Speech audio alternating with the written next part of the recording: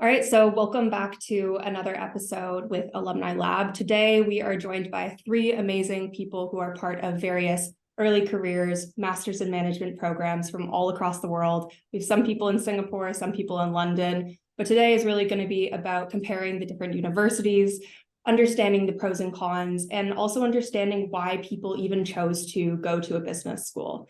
So I'm not necessarily going to be the best person at explaining who everyone is, so I will let everyone else do their little introduction. They're going to explain to you where they're from, what their undergraduate degree is, and where they're studying now, and also what they're hoping to do after they graduate. So we're going to start off with Chris. Chris, welcome. Could you tell us a little bit about yourself?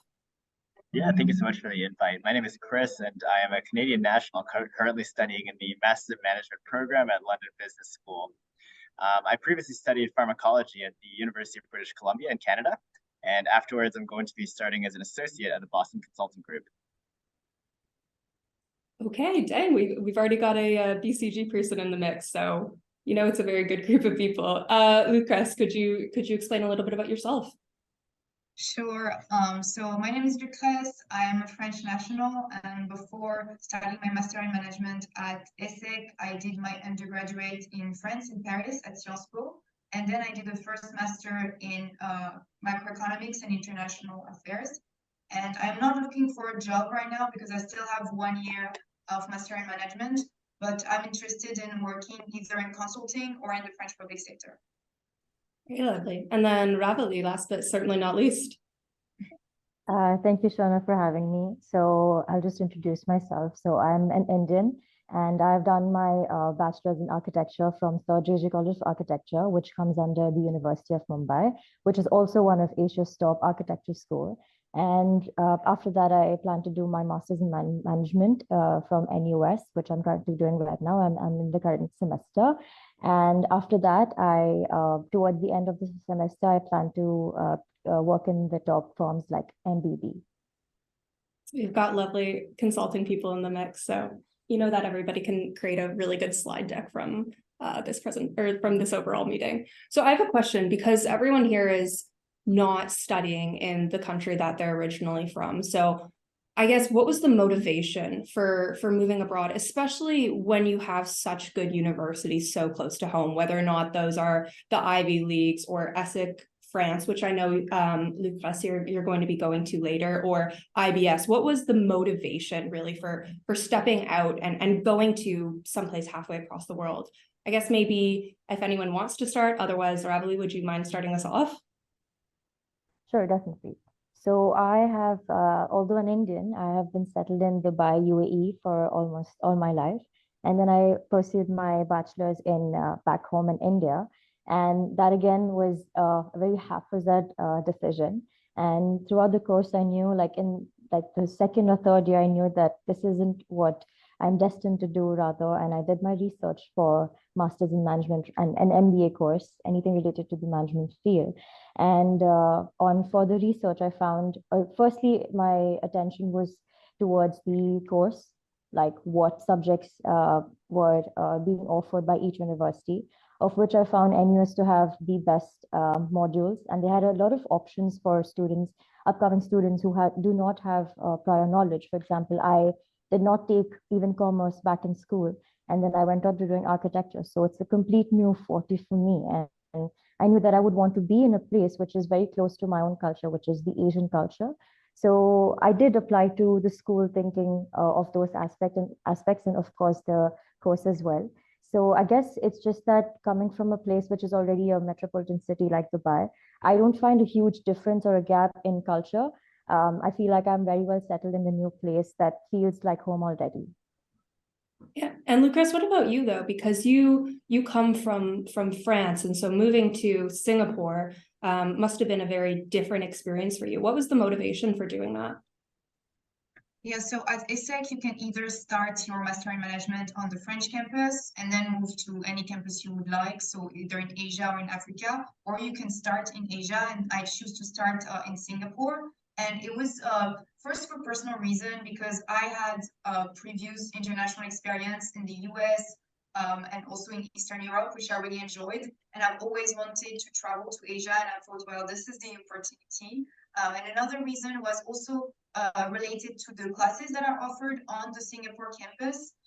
For instance, we have a track that is called the Junior Consulting Experience, in which as a team of 5, we work on a real consulting case for Asian companies. And so that was really interesting, and it's a track that is only offered on the Singapore campus. So for me, that was also an opportunity because I was considering maybe the consulting sector, but since I did not have a lot of experience in that field, I thought that it was going to be a great opportunity to see if it was the real career path for me. And on the Singapore campus, there are also specific tracks such as business management in Asia. And I thought that it was interesting to learn still about the same theoretical business concepts, but applied in the Asian geographical environment. And there are also the fintech track, which is only offered on the Singapore campus. And it's also maybe a field that I'm interested in because I have a background in economics. And so, yes, it was also about like not only just moving to Asia, but also the specific classes that were offered on the campus. And Ravali, do you have similar kind of tracks that they're doing across Singapore and across different areas within the Asian continent? Well, if I haven't heard wrong, Lucrèce just mentioned about the fintech industry and Asian business environment. So these are the two subjects that we are offered as well, and I am coincidentally taking those two. And fintech also happens to be my favorite subject, and also because you know how AI and everything is in boom. It also is. I mean, that's probably a reason why I'm more inclined towards that aspect. Okay, but you've never run into one another, as far as we're aware, for running into one another in Singapore. No, but I'd love to sometime in the future. And Chris, we're not going to miss you. Why did you come from West Coast, Canada, all the way to the UK? Yeah, so I think that it really comes down to the academic experience and the opportunity to be in Europe for me.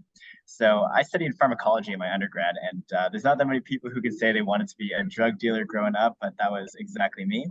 But, you know, after going into university, I kind of realized that research and going towards like the medical path wasn't really for me. And I wanted to find a way that I'd be able to transition more into the business side of healthcare. So looking at different schools in North America, I realized that not a lot of the top schools actually have 1-year master programs. There's, for business. There's quite a few of them that have master programs in sciences, but some of them had 2-year master's programs for business. So I eventually decided to switch over to coming over to Europe. And I mean, like at the end of the day, like for me, like LBS was a great choice just because it's right in the center of London, gives me the opportunity to be able to meet quite a lot of new people and also be able to recruit for different jobs around the world. And also the fact that London is really central when it comes to traveling in Europe. Heathrow is a great airport to be traveling out of. I've been able to travel to so many different countries during my time here, which has been amazing. I both you and Ravali are coming from non-business backgrounds. How are you finding being at a business school and that transition from being in a more kind of technical degree to a more practical degree? Should I go first? Sure. Sure. So I would say that going from a pharmacology background into going into business, the academic content is not as difficult, but you have to learn quite a lot of different skills in order to succeed in business school. So for me, like coming from pharmacology, we did like a lot of memorization. We had to understand like a lot of different drug pathways and stuff. And the same level of memorization is not required to be able to succeed in business school. But on the other hand, we have to learn how to collaborate in teams, which is a very new concept to me because in my undergrad, like we pretty much did like everything by ourselves, whether it was writing research papers, whether it was doing experiments. And on top of that, I think that actually conducting the analysis part is quite different than actually just doing rote memorization, which I was doing a little bit more in my undergrad. So I would say that those two skills is something that I really had to pick up when going into business school. What about you, Ravali? Well, as you know, architecture is an extremely intensive 5-year course, extremely technical, right? And I remember most of my days where I would just cut off models and draft sheets, and it was very, very intensive. So I did like it, but after a point, it got really repetitive. And I knew that I had an edge where the others didn't when it came to presentations or maybe even group meetings, or let's say not too technical side of it. That's where I would shine. And I knew these are skills that I could literally put them to use, which wouldn't be necessarily possible if I was still in the field. And that's when I decided that I would shift towards the management side of things more. And that's when I started researching. And talking about the academics part of it, like Chris mentioned, it's not as difficult as it was back in undergrad. And I feel like I could be wrong here, but this is just an opinion that the ones who study technical subjects in their undergrad, they tend to have an edge with the subjects in management school because we're used to with studying a lot of intensive subjects back in undergrad. So it becomes a little bit easier for us to manage the education side of things. But yes, the skills that he mentioned, like say handling people or trying to understand how to work with the team, I think those things are some things that you learn just in business school and nowhere else. No, absolutely. And I had an interesting conversation with somebody yesterday, and they said that when you're going to a business school, you're not really going to a university program. You're learning how to be a good business person. So it's a very different experience overall. I guess, Lucrèce, what was your experience coming from having more of this business background? I know that for me personally, I did a bachelor's in commerce, and I'm finding that the master's in management is a lot of repetition of things I've already done. What's your experience like so far? So I did my undergrad in political science, and then I did a master in macroeconomics and international relations. So it is still in the vein of economics and economic interest, but it's not that close to a bachelor in commerce. So me personally, I don't find that there's any repetition because in the macroeconomics, we look at the government or the region scale, and then in master in management, you really look at the company scale. So that's I think it's actually quite complementary. And it's true that I don't come from a background that is as technical as Chris or Ravali, but I do feel like having a bachelor and a master in social science or in the humanities is really precious when you go to business school, because it does teach you the soft skills. So for example, I had to conduct so many presentations, so many debates, so many group works, and then when you go into business school, it's very much what of the coursework is. Like I know that at least in ESSEC, we work on a lot of cases, on a lot of practical application of the knowledge, and so it's really helpful because you already know how to work in project mode, how to manage a project, even manage a team. So that's really helpful. And I do feel like in the social science and the humanities, because you present most of your work, the public speaking part is you already come in business school while having those skills, and this is very precious because you know how to convince people, you know how to convey an argument, and in business school it is really a lot about convincing people, because although there is the quantitative fact, but it's all about how you present the information to make people adhere to your point of view and to convince people that your strategy or your vision is the best and or at least the most adapted to the case at hand. So I do feel like while there's no overlap, it is very complementary subjects. Yeah, no, absolutely. And pretty much every social science student I've ever met is very good about articulating their thoughts. I think I've learned so much from the engineers while being at this program in terms of how to think very analytically, but also from the social science backgrounds of how to articulate these thoughts to somebody else in order to actually make them understand what you're saying. So I think it's such a great thing that there's so many different programs being represented in a single spot. But I guess with that, is there kind of this ideal student that you think each of your universities is looking for? So for example, are they looking for someone who's really outgoing? Are they looking for someone who has high test scores? What do you think that really exemplifies what it means to be a student at your university in your program? Maybe we'll start with who hasn't talked in a little while. Chris, we'll start with you. Sure. So I think that in terms of personality, there isn't a huge, there's a huge difference in terms of what LBS students look like. But in terms of like the background and interest, I think that's where it starts getting a little bit more focused. So I would say that at LBS, one of the big things they're looking for is people that have an interesting story and would actually be able to benefit from coming to our school. So people who have some sort of interest in business beforehand, whether it's like you've started your own business before, or you have some interest in transitioning from a more technical field into business, I think that anything like that typically works.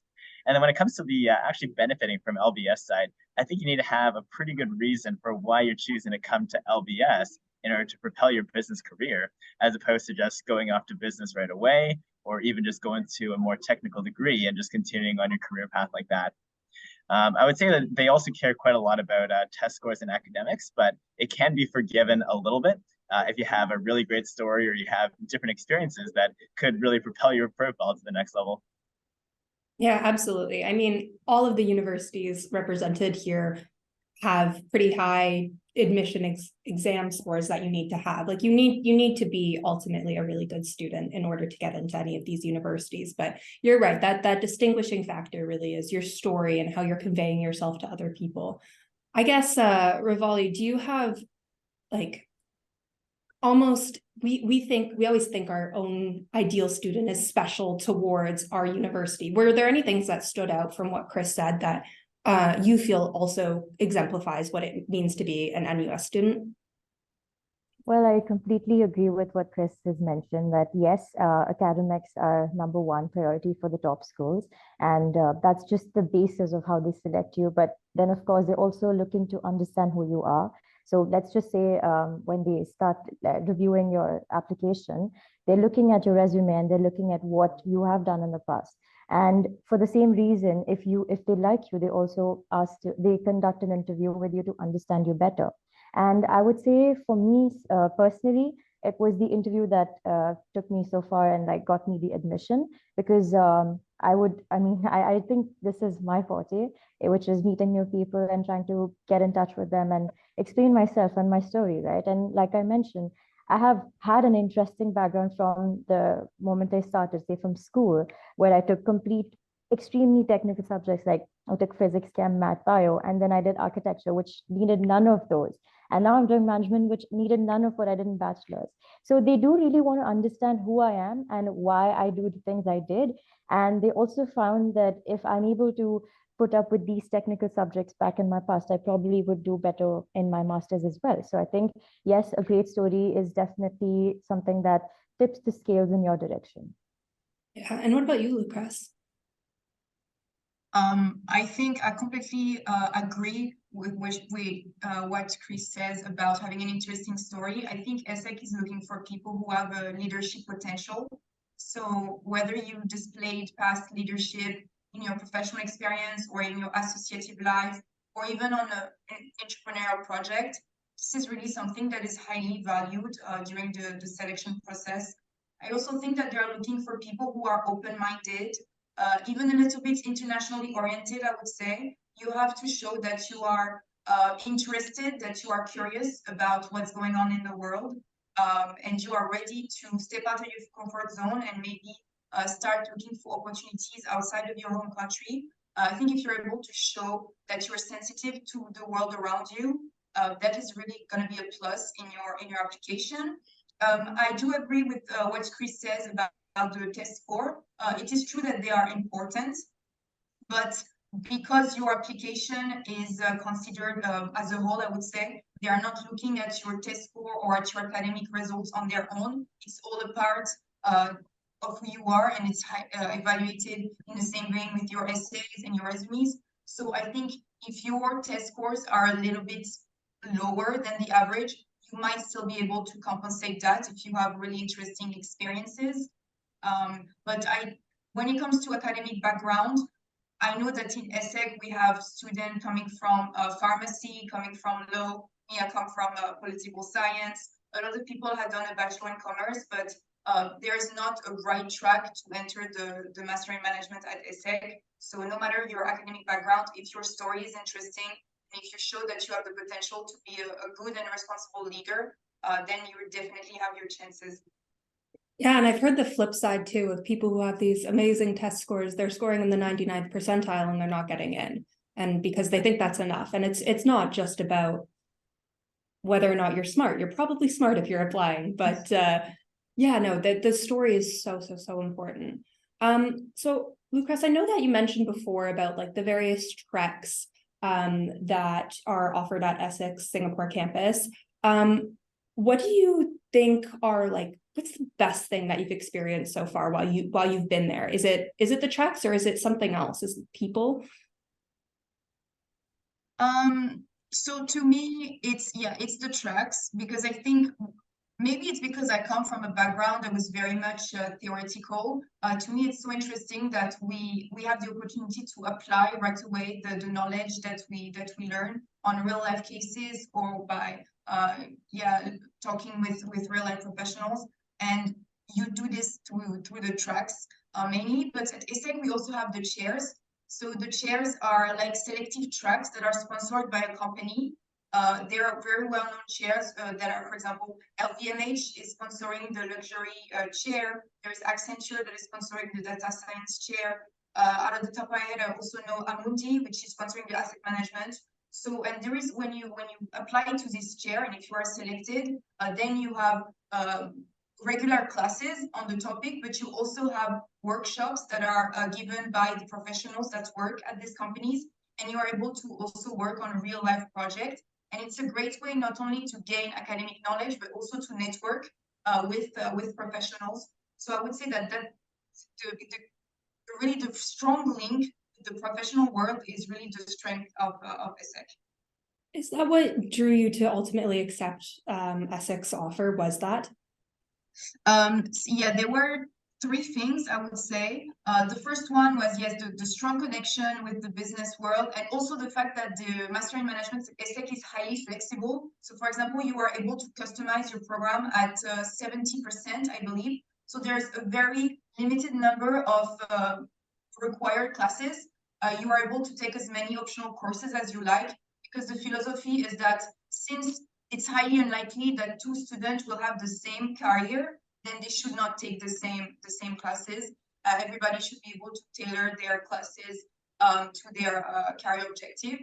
The second element that made me choose ESSEC is the possibility to study on different campuses. So right now I'm in Singapore, but then I will be coming back to France at the end of summer to finish my studies and to graduate there. But I would also be able to study in Morocco, in Africa. And finally, the last element was the possibility to do an apprenticeship. So apprenticeship is a professional training system that combines theoretical and operational training. So basically, a student is alternating between academic courses in school and periods where they work in the workplace.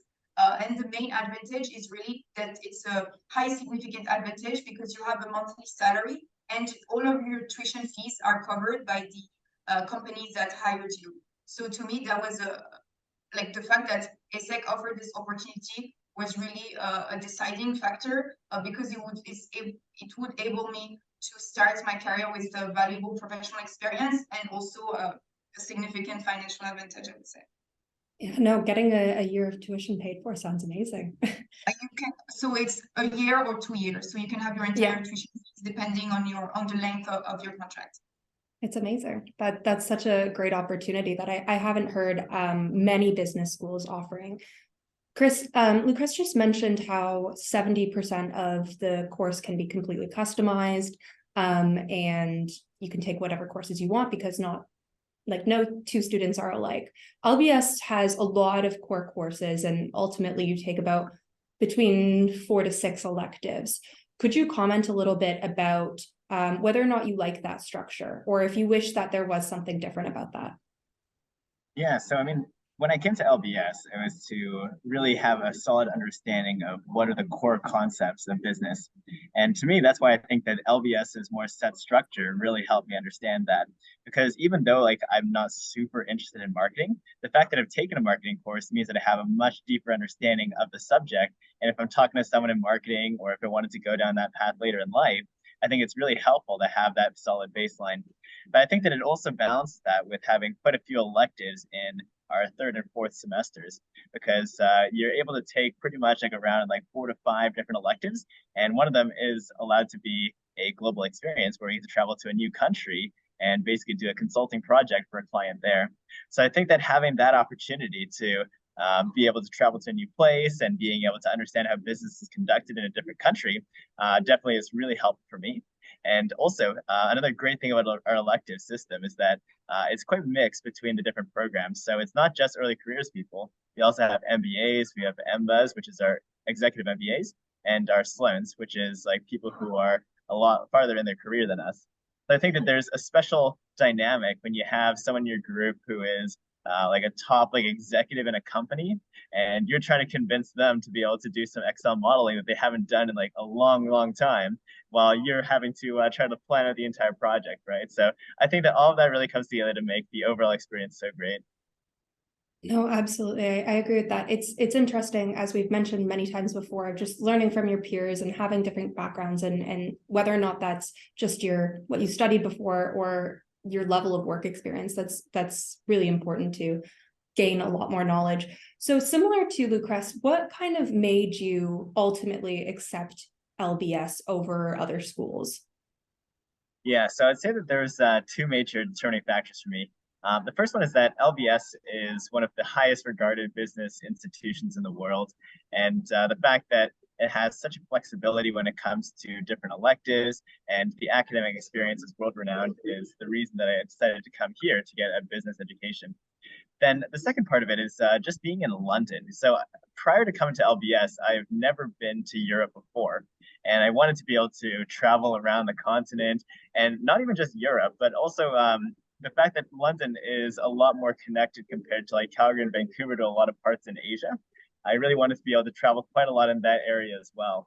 And so far it's been amazing, you know, like I've been able to travel to, I think it's like 16 countries so far this year. Yeah, like right now I'm calling out of Cairo, which would definitely not have been like super accessible had I been in Canada. So yeah, I think it's definitely able to live up to my expectations. And in contrast, Ravali, you've traveled around a decent amount. You lived in India for a bit, you lived in Dubai for quite a while, now you're in Singapore. So you've had those opportunities to travel around a lot. What made you ultimately decide that NUS was the place for you? What was the best thing that really drew you in there? Well, as we know, NUS stands at the top 11 business. The overall ranking for NUS is the top 11 school, right? So that's definitely number one because the brand name counts. And second thing that I mentioned was about the subjects. So I did look into the courses that they were offering, and other than just the core modules, there were other modules which we were looking into, and it was completely on us to take whatever we want. So the modules that I have right now are 100% customizable. So if I want to do finance, I have taken most of my modules as finance. So the next semester I could do marketing. So I feel like it fit my plan according to what I wanted to do. That's one. And I'm sorry, can you repeat the second question? Well, it's what are you finding like the best part of being at NUS is? So like I mentioned, I grew up in Dubai and I'm an Indian by nationality. So I feel like Singapore is a great amalgamation of both the places that I come from, because it is a metropolitan and it's very much similar to how Dubai functions. But I would say there's a little bit more freedom over here. And the second part being an Indian, right? This is an Asian country. So for the most part, I do relate to a lot of aspects of how people work, and let's say how even the studies are conducted. They're very intensive, they're very focused on academics. But with that being said, we do have a lot of extracurricular activities where, you know, we can shine through, if not necessarily take academics into consideration. So I guess it's also about being out there and, you know, doing it yourself, like going out of your way and networking. And that is one of the reasons I even wanted to be on this call and network with people all around the world. No, and that's an interesting point that you bring up as well, of the customizability, because for Chris, coming from his pharmacology degree, it was about having a little bit more structure and getting to know everything. But for you, it's about being able to really pick and choose. So I think there's these great things of showing how no matter whether or not you're coming from a business background, a non-business background, an economics background, your priorities are really important when you're choosing the school that you're going to be going to, whether or not you want that more structured or whether or not you want a little bit more flexibility. I think those are some really good insights getting from that. I have a lot of people, when they go to the university and they're talking to somebody else about the university, we tend to, and I'm so guilty of it, only bring up the best things. Because we want to convince people to attend the university. And of course, we're ambassadors. We want to make sure that people are coming and enjoying the experience as we do. But is there anything, Ravali, that you wish NUS did differently? Or anything that's missing for you? Well, I think this is pretty common every university, and also because I have done bachelor's in one of Asia's top architecture schools in India, right? And the commonality between NUS and the school I had before is they usually tend to pick students who are already smart and hardworking. And they also assume that because you have these qualities, you can also manage a lot more of what they don't give you. So for example, if let's take an example of a certain subject, right? And if the professor isn't necessarily diving into each and every aspect of it, they're okay with like letting you do the rest of the work, because they'll just touch those subjects and those topics, and they'll give the rest for you to manage, because they know that at the end of the day, you will be able to get par with those. So I feel like this should be a little bit more considerate for the students who do not have the background, because considering where I come from and my cohort, I'm the only one who's got no background with management or business. Everyone else does, although in a MIM, right? So that's one thing I personally feel that they could incorporate more, is maybe dwell into subjects a little bit more and have makeup classes. That is the only feedback or other suggestion I would have for anyone coming to NUS. Wow, I didn't realize that you were one of the only ones not from the management background. That's honestly even more kudos to you for jumping in and doing that. Lucrèce, what do you think? Is there anything that is missing or anything you don't particularly love about ESSEC? One of the things, and I think it comes with the downside of having campuses all around the world, is that because the French campus is the historical one, it was created almost 2 centuries ago, there is a very, very strong administration and career team in France. So when you are in Singapore, you do see that the campus is smaller, first of all, but you also feel like the resources are maybe not as allocated as much toward this campus. So for example, one thing that I do think that ESSEC could do better is to have a bigger career team on the Singapore campus, because currently there are around, I think, 10 people. But because we are not just the MIM, so the Master in Management, we also have a Master in Finance, a Master in Marketing and Digital, a Bachelor in Singapore. We have also an Executive Master in Singapore. Because we have all of these programs, I do feel like having such a reduced team is not enough. And so I do wish that, yeah, the team was bigger. Not to say that we don't have networking events, because we definitely do. We have a mentorship program. We do have all of these opportunities, but sometimes you want to have a one-on-one chat with a career coach. The availability is not as immediate as it is on the French campus. So that's something to keep in mind. Mm-hmm. And what about you, Chris? I would say that the biggest thing that I think LBS could be improving on is increasing its presence and brand image in North America. So, I mean, like when I was recruiting, I was aiming to target both the UK as well as Canada and the US. But one thing that I soon came to realize is that not a lot of recruiters in Canada actually really know about LBS. And I'm not talking like small organizations here. Like I'm talking like pretty big consultancies that you would think should be like pretty knowledgeable about the top business schools in the world. A lot of them just didn't really understand like that LBS is a top school. So I think that like LBS has already started to work on this by trying to establish its presence in North America. But I think that's definitely something that could be improved, and definitely consideration for some people who are interested in coming to LBS from North America, hoping to recruit back in the continent. Yeah, and I think that almost kind of relates to Lucrèce's point of the Career Center, of whether or not the Career Center is reaching out to the right people in different diversified markets as well. Sometimes they're not necessarily the best. So Chris, what do you think about the Career Center at LBS then, if you aren't really getting North Americans aware of what LBS is? Yeah, I mean, I think that the Career Center is doing a fantastic job. I think that the fact that it's not as recognized in North America is more due to the fact that the Ivy Leagues kind of have like that, more like pulling effect for people who are closer to them. And obviously, like LBS is a fantastic institution. Like pretty much anywhere else around the world that you go to, it's very well recognized. So I wouldn't say it's like the Career Center's fault or anything like that. I think like in terms of the Career Center though, it has been very helpful. Like they had a lot of different workshops at the very beginning of the year to help us walk through how to make a resume, how to make a cover letter. And they continue to have workshops throughout the year to help people with more specific prep within their industry. So for example, they hosted sessions with bringing in consultants from top consultancies across the UK, where they were teaching us how to do different types of case interviews. They were teaching us how to do fit interviews specific towards these different consultancies.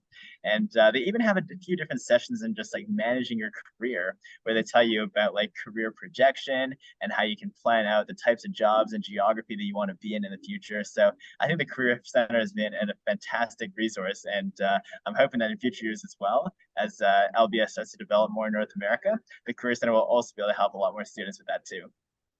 Yeah, and Ravali, how do you find it? Because you're trying to go into consulting at MBB or another similarly like amazing firm.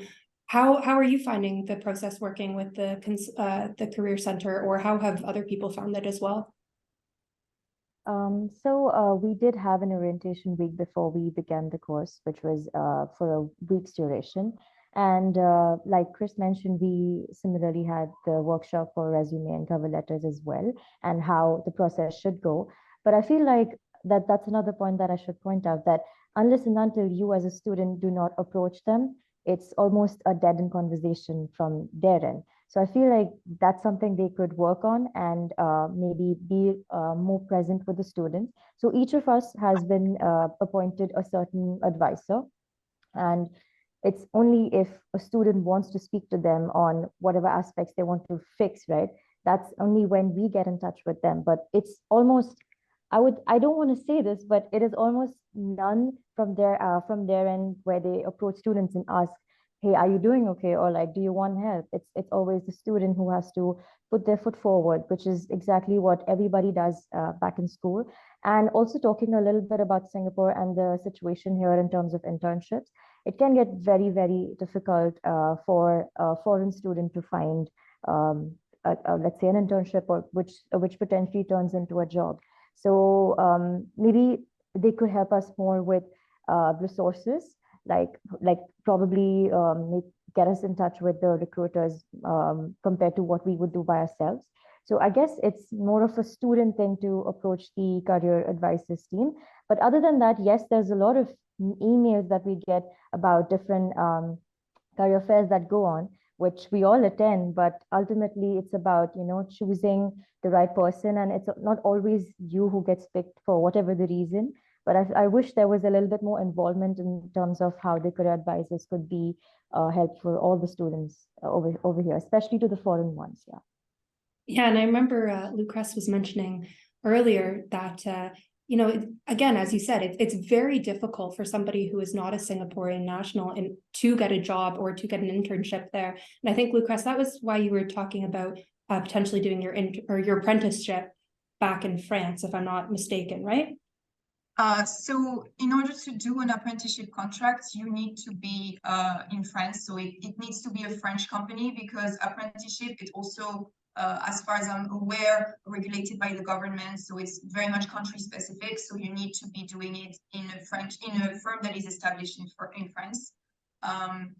But me, I'm thinking about starting my career in France, or at least in Europe. So it is true that studying in Singapore helps you to get a first, bearing of the Asian situation, and also to know whether or not you want to work in Asia. And for that, I think the campus in Singapore is quite good because they do have career resources that are very much Asian-centric. And we also have a study trip. So for a week, we are going abroad, and the whole purpose of the trip is to network with the companies in Southeast Asian countries. So in the past, I know they went to Taiwan, they went to Hong Kong, they went to Vietnam, Bangkok. So it really depends. Every year it changes. And so for a full week, you are able to network with professionals. And I know in the past that a lot of students found internship through the study trip. So that's a possibility. So there's plenty of trips. But it is true that if you are a non-Singaporean national, it's going to be harder for you to find a long-term position or even an internship. Yes. Yeah, but it sounds like with the combination of the fintech tracks that both of you were talking about, or the week-long kind of immersion in a company, there's a lot of opportunities to get to know companies there and potentially get sponsored in the future. But obviously the situation is pretty tough still. And maybe having more than 10 career advisors for a ton of programs would be helpful, but it does sound like there's a lot of pressure almost placed on the two of you to go out there and meet all of these different companies and really take it upon yourselves to get to know everyone. So one kind of last question about the overall career trajectory, because of course this is important for all of us here. It's part of a big reason why we went to business school and to even begin with, is all of us here want to go into consulting or will be going into consulting afterwards. Do you find that there's a couple, so for example, at LBS, it's predominantly investment banking and consulting, and then they put more or less every other job in a diversified category. Do you find that it's similar there, or are people a little bit better about branching out with what careers they are going to be looking at? I guess, Lucrèce, we can start with you. No, I know that in ESSEC it's very much diversified. First of all, because we do have a lot of tracks. So I think we have 10 different tracks.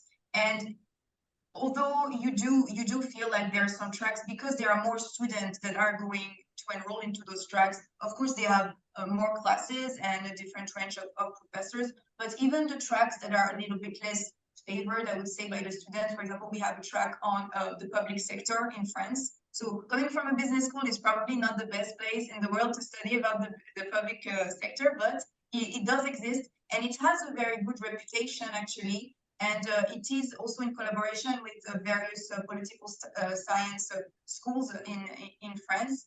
We have a lot of double degrees with engineering schools, both in France and in Europe. We have even a double degree with an art school, l'École du Louvre.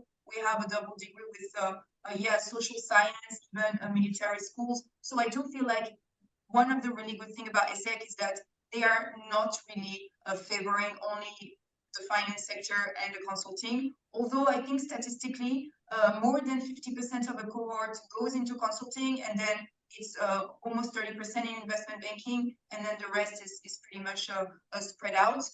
But because we have these various tracks, and also we have the chairs, as I said, which are tracks that are sponsored by big companies such as LVMH, L'Oreal, you do feel that the school has very strong connection with companies in various sectors of business. So I do feel that it's pretty much a diversified school, yes. And what about you, Ravali? What do you think about NUS? Is it diversified, or is it kind of focused on different, more or less the same industries? Well, I think for the most part, it is diversified, although most of the students that I have observed, they focus more on investment banking, private equity, venture capital, and everything technical, right? Which is also the reason why I chose those subjects, because I do have an interest in more technical subjects, considering my background. And of course, even the internships that I'm applying to now, there's a lot of demand for people coming from the private equity and venture capital aspect of, let's say, major. So even the internships that have been offered, they're mostly focused on like the finance sector, because we do have a master's in finance as well, other than the master's in management. So the recent interview that I had, the interviewer had asked me, why are you applying for a sales and marketing role? I mean, you clearly have a lot of finance subjects. So I did mention that there are those finance students who are taking core modules who are in more demand compared to the others, like say marketing and supply chain.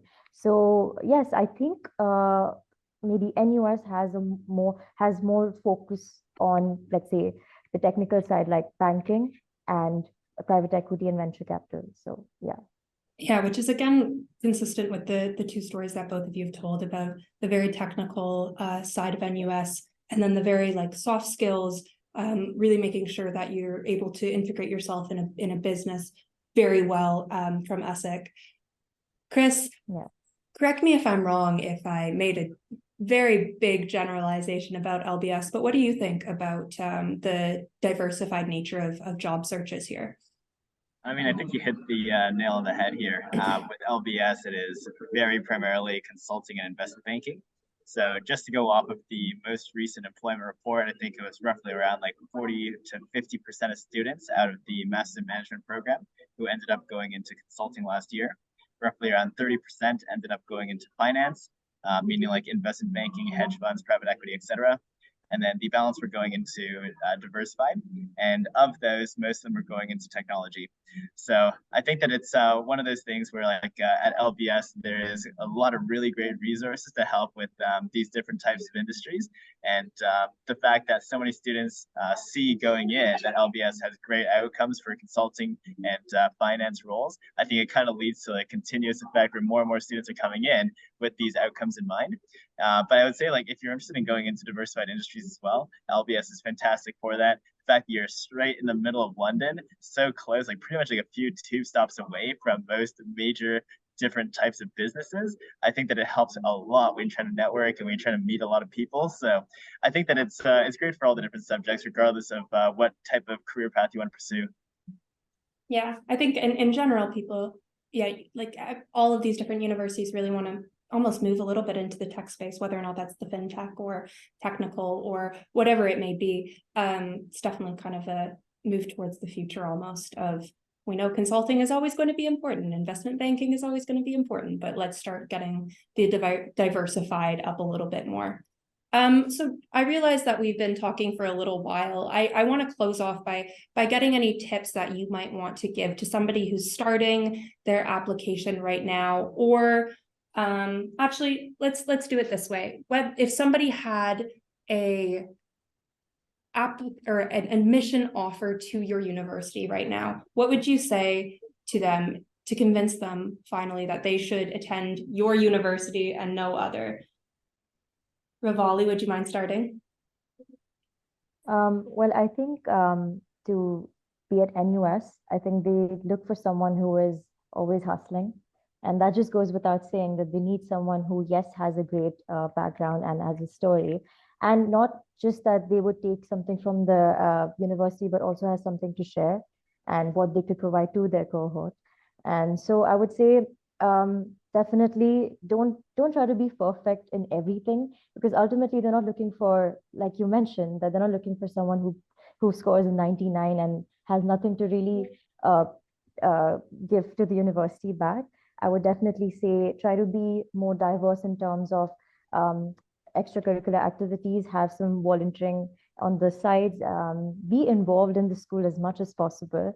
And that would definitely, and yes, the most important thing would be start networking very early on. So when I got my offer, that was back in June 2022, and I was supposed to join in January 2023. So I had a lot of time for myself to get to know people. I got in touch with a lot of people through LinkedIn.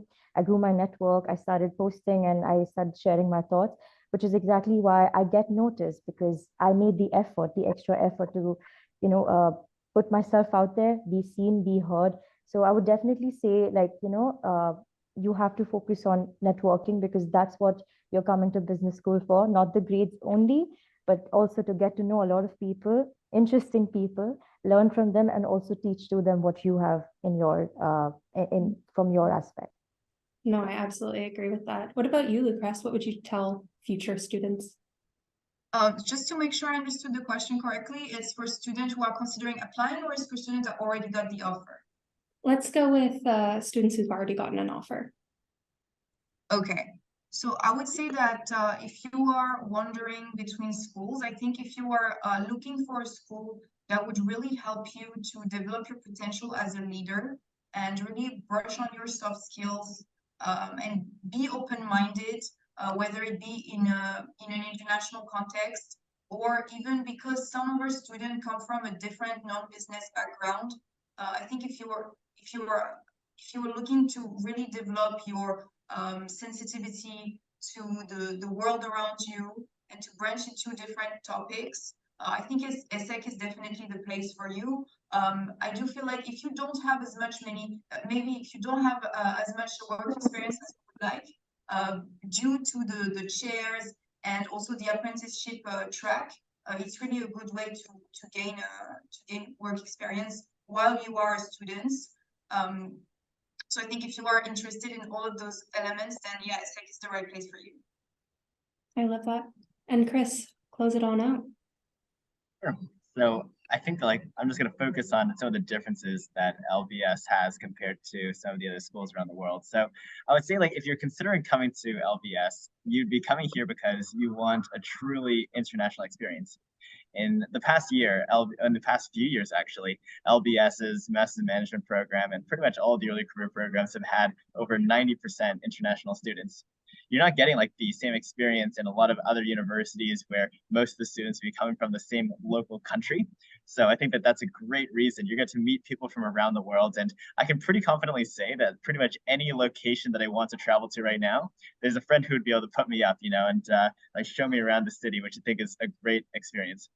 The second thing is that you're located in the center of London. You're not located in some small town outside of France, outside of Paris or something. You're located right in the smack dab middle of London, where you're a few tube stops away from pretty much any major business you want to go to. And on top of that, you're pretty much maybe around a 45, 50-minute train away from Heathrow, which means you can pretty much travel to any other place in Europe that you wanted to go to, which is really awesome. And the last part is that you're getting a phenomenal academic experience coming to LBS that you probably would not be able to get in a lot of other universities, just by the nature of having the combination of a structured program for the first half of the year, which means that you're in the same cohort as all of these different people from around the world, and you're pretty much taking classes with them every single day together, which means you get quite close to them. But at the same time, you get all of these different electives where you're taking it with people who are much older than you and people who have a lot more experience. You get to learn from their experiences and also understand how you get to work in a team environment with people with a bunch of different skill sets compared to what you're used to. So I'd say that those are the main reasons that I would say that you should be coming to LBS if you're trying to make the decision. Amazing. So thank you, the three of you, so much for talking today. I think students are going to have a really good perspective on what is the best fit for them, whether or not you want to have more choice in the electives that you're taking, or you want to have more focus on diversified, or you want to have that international environment. I think it's really given a good flavor of what the university really stands for and what the excellent students at these universities even look like and sound like and act like. Obviously, whichever university you end up choosing out of these three or out of anything else, you're going to make the right choice. Just make sure that you think about the personality and your fit with the school, and it'll be an amazing time. So thank you again to the three of you, and we will see you for the next episode of Alumni Talks.